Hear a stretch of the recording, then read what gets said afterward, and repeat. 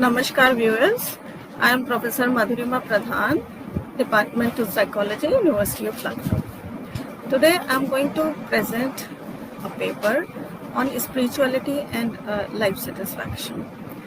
This is a paper which was published in 2015, and since then I had started doing work on this area. So my understanding in these 4 years has also been deepened, and it is all due to the blessings of my teacher. And I'm very happy that Social Research Foundation Kanpur has taken this initiative of presenting the papers which had earlier published. And I would like to thank Social Research Foundation and my teachers, Professor N.K. Saxena sir, all the teachers from A&D College, from where I had belonged, and whatever I am today, it's all due to the teachings and blessings of my teachers. So thank you to all my teachers. And as all of us know that we are living at the age of COVID-19. So as we all know that we are living at the age of COVID-19 pandemic, and this situation is unthinkable, unpredictable, and posed before us unraveled challenges.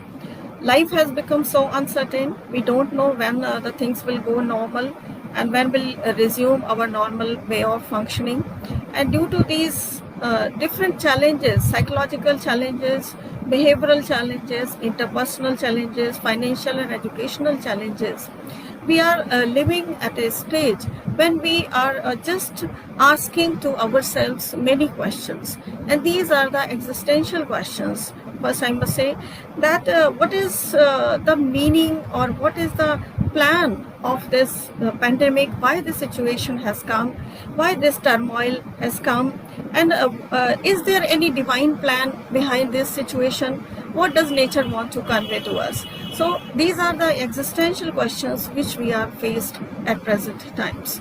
But that we all know that whenever there is a unsettled situation, pandemic-like situation or challenging situation, at one point we are faced with these challenges, but another point is that there is also a chance for spiritual growth and transformation. As we know that if a situation arises, just like earthquake, when earthquake comes, we after earthquake people try that we should make a house which is earthquake proof, and similarly we are facing this situation. So despite challenges, it's a chance for us to build ourselves, to build our life, to transform our life in a better way and grow more strong despite these challenges. In recent years, positive psychologists have been working on the strength-based model in spite of the earlier emphasis on deficit-based model. Positive psychologists have developed a complete manual of character strengths and virtues, and spirituality comes under the virtue of transcendence. Transcendence is the virtue which makes us capable of transforming the materialistic condition, transforming our selfish desires, transforming our self and negativities.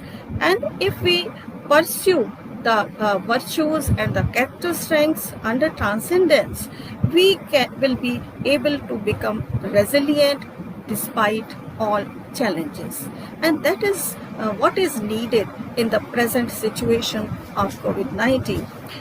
And if we are able, we are resourceful to transform our lives, there is no chance that we will be prey of our negativities and selfishness, and gradually we'll be able to transform our thinking, feeling, and the ways of behaving. There are various situations when we just want to change ourselves, but we don't have courage to change ourselves. Then if we follow the spiritual pathway in our life, we just get the courage, we just get the strength to transform our lives.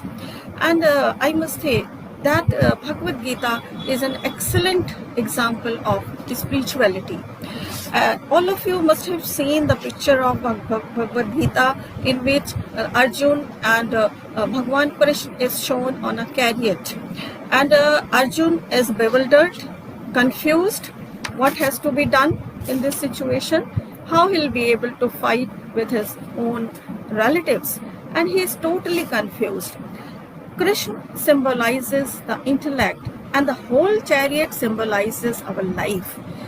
Krishna is intellect, Arjun is our bewildered self, and the 5 horses symbolizes our 5 sense organs. And when you see the picture minutely, you will see that all horses are looking at different direction. It says that all our senses just make us confused. But if the rein of these horses is kept intact by intellect, that is Bhagwan Krishna, then we'll be able to sail smoothly despite challenges in our lives. Bhagavad Gita, although it is related with Hindu religion, but it is across religion, it can be followed.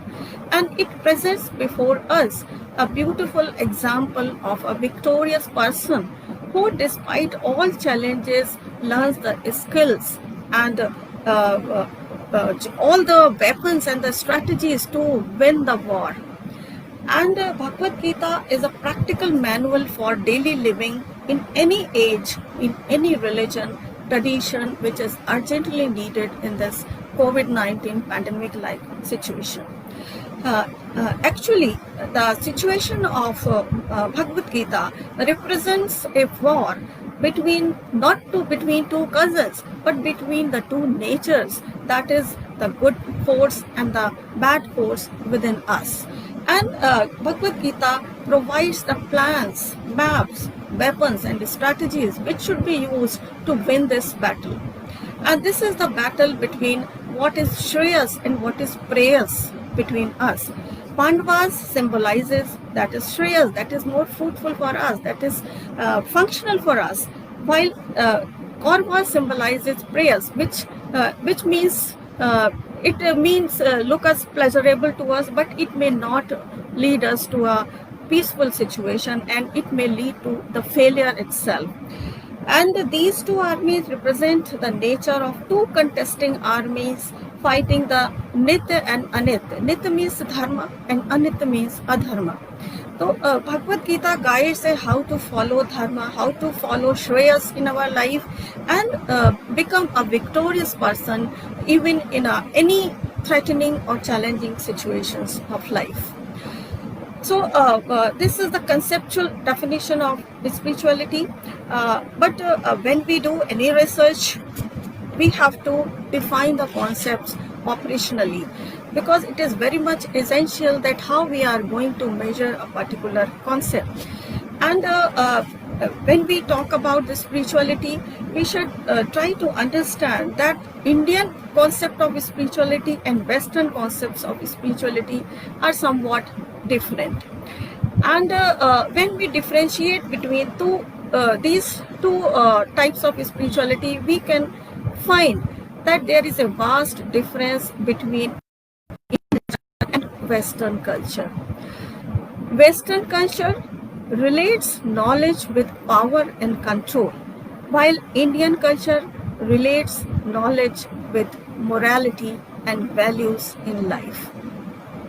So due to modernization, influence of internet, we just see the Western influence has increased a lot, which is being seen in the form of the clothes that our youth wear, the food that they eat, and the festivals they enjoy in their life. So there are Western influences, but there are these 2 influences can be discriminated between 2 parts. First is the Western extrovert part, which emphasizes on the control over environment, and another is the introvert and spiritual Indian path of intense self-analysis, meditation and yoga. It lays most emphasis on self-growth and self-transformation, whereas the extrovert Western path emphasizes on the control over environment. when we go on defining spirituality, it becomes very difficult because it's a very confusing concept, and people from different religion, from different countries have defined it differently. So I just remember a simple story which perhaps may explain the concept easily. You might have heard the story of three blind persons who go to touch an elephant, and the blind person who touches the stomach of the elephant, he says it is a wall, and the other person who touches the feet of the elephant, it says it's a pillar, and the another person who touches the tail of the elephant said it's a rope. So the definition of spirituality depends on our own subjective perception of reality. And the current situation of our Indian youth, I must say, is that they are not adapt, or they are not aware of their intense potentialities and powers which are ingrained in them. And if they are not aware of their own potentiality, their own power of the self, they just become the prey of depression, anxiety, selfishness, and other sort of mental health problem. Spirituality enhances the level of our consciousness, and as we all know, that we respond to different life situations and surroundings depending on the level of our consciousness. At lower level of consciousness, we just understand that situations are beyond our control and we have been victimized by the circumstances.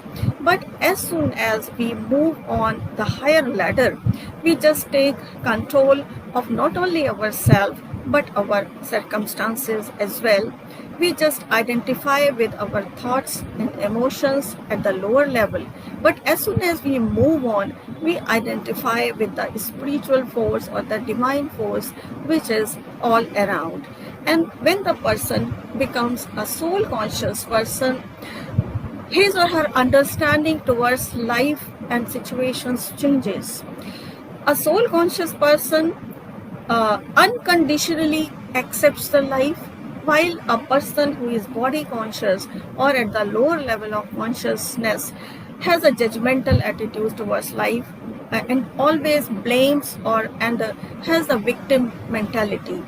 The soul conscious person respects each and everything in life, respects the body and everything around with care and responsibility. Such person is authentic, has a witness perspective, और मुझसे the साक्षी भाव जो कि भगवत गीता में बताया गया है. तो soul conscious person has a sakshi bhav perspective, the control over mind, the mind is peaceful, stable, and the identity is like that it is based on the point of eternal spiritual spark living in the body. The image of the God is loving and caring God who is always there. And if we want to say in terms of the psychological researches, we just say that when we attach ourselves with a secured figure, which a figure that is bigger and powerful, we feel secure. So by attaching with a loving and caring image of God, we ourselves feel secured and powerful. So spirituality is a very important topic for the study of mental health and well-being and the satisfaction in life. And for this purpose, I have chosen this topic, and I have selected the group of young adults because this age is of paramount importance, and it opens exciting possibilities for spiritual growth.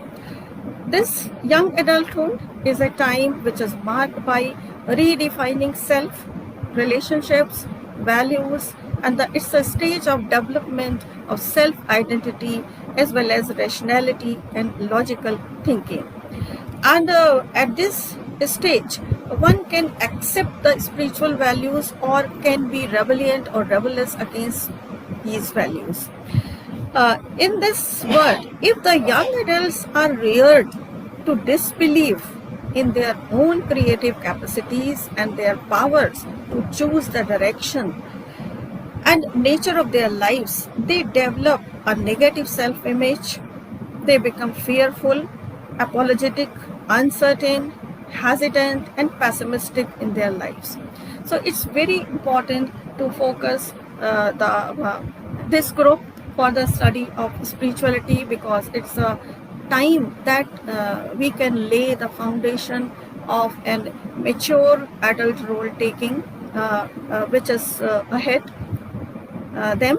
And for fulfilling this purpose and for operationally defining spirituality in my study, I conducted a survey on 100 educated young adults.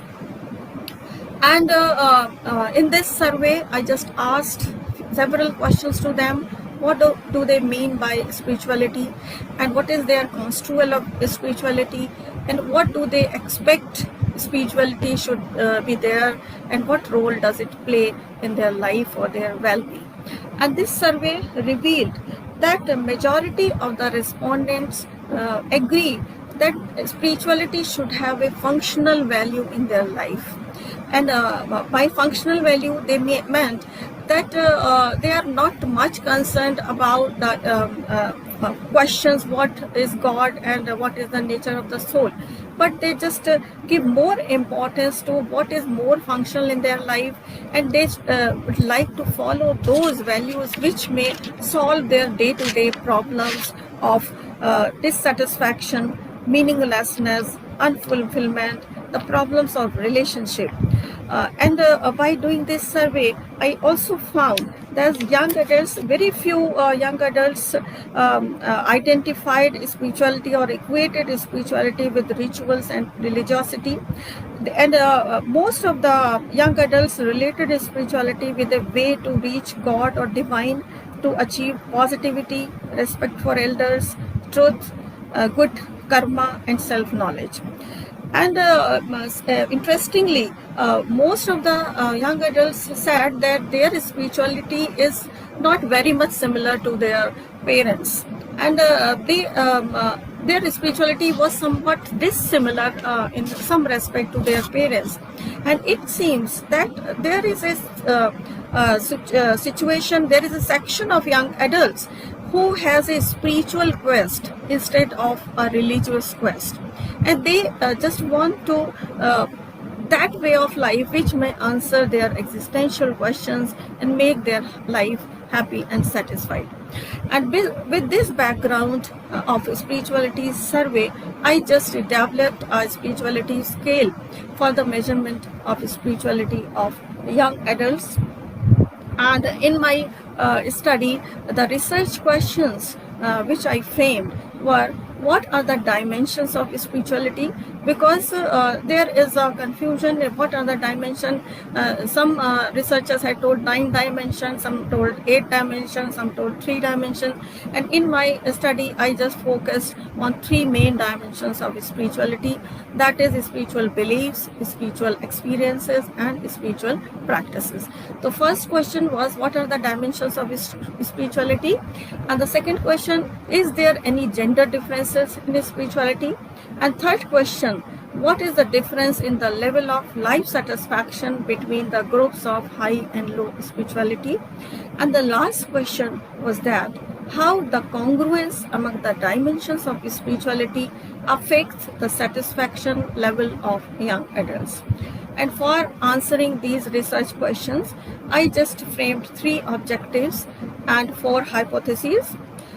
First objective was to find out gender differences in the 3 dimensions of spirituality, for which I hypothesized that females will be higher than males in all the 3 dimensions of spirituality. And the second objective was to explore gender differences in life satisfaction level of young adults, and for which I hypothesized that females will be higher than males in the level of life satisfaction, and high spirituality groups will experience greater level of life satisfaction as compared to low spirituality groups. And third objective was to study the impact of congruence in 3 dimensions of spirituality on life satisfaction of males and females young adults, and for which I hypothesize that young adults with high spiritual beliefs, experiences, and practices will be the most satisfied. 2 by 2 by 2 factorial design was used in the study, and the sample was 300 educated young adults of urban area from the age group of 19 to 25 years. Among these groups, 150 were males and 150 were females, and they were minimum qualification was intermediate, and they were varied from intermediate to postgraduate. And the variables which I used in my study, the independent variable was spirituality with 2 levels in each dimension of spiritual beliefs, experience, and practices. The categorical variable was gender, and the dependent variable was life satisfaction. Spiritual beliefs was operationally defined in terms of incorporating the emotional acceptance and belief in divinity, the spiritual force and his reflections in the form of nature, fellow human beings, and self. Spiritual beliefs exerting positive influence on the worldview of person to see a creative aspect in whatever happens in life. While spiritual experiences were operationally defined by including active involvement of the divine as a fundamental part of life and not merely in moments of stress. Perception of supportive interactions with it in terms of strength, comfort one finds in spirituality. It includes ordinary experiences such as awe, joy, forgiveness, sense of deep inner peace, happiness, and the experience of divine love resulting in acceptance and connection with self, others, and nature. And thirdly, the spiritual practices were operationally defined in terms of overt behaviors such as prayer, meditation, yoga, use of imagery, visualization for seeking guidance, support, and peace from Guru and religion. And I must add here that spiritual practices were not measured in terms of religious observances, because there are a few similarities and differences between religiosity and spirituality. And depending on the categorical variable, I just classified males and females in 2 groups, and the analysis was done different for different gender. And the scores on spiritual beliefs, experiences, and practices were divided into 2 groups: high spirituality group and low spirituality group. Satisfaction with life scale by Diner et al. 1985 was used, and the My scale of spirituality was developed with reliability and validity was ascertained.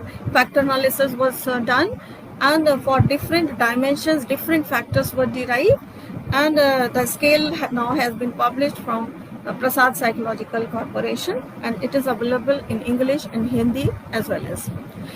For the analysis of data, I used t-test, analysis of variance, and multiple comparison test for post hoc comparisons. The results of my study, the major findings were that the females were found to be more spiritual than males, and they have stronger spiritual beliefs but are equal with regard to practices and experiences. No differences were found in the level of life satisfaction. Gender differences in spiritual beliefs were found, whereas in spiritual experiences and practice, no gender difference was found. Males and females of high spiritual beliefs and experiences groups were found to be more satisfied with their lives as compared to low spiritual beliefs and experiences groups. And high versus low level of spiritual practices had impact on the life satisfaction of females only. Respondents with high beliefs, experiences, and practices were most satisfied, while low beliefs, experiences, and practices were least satisfied.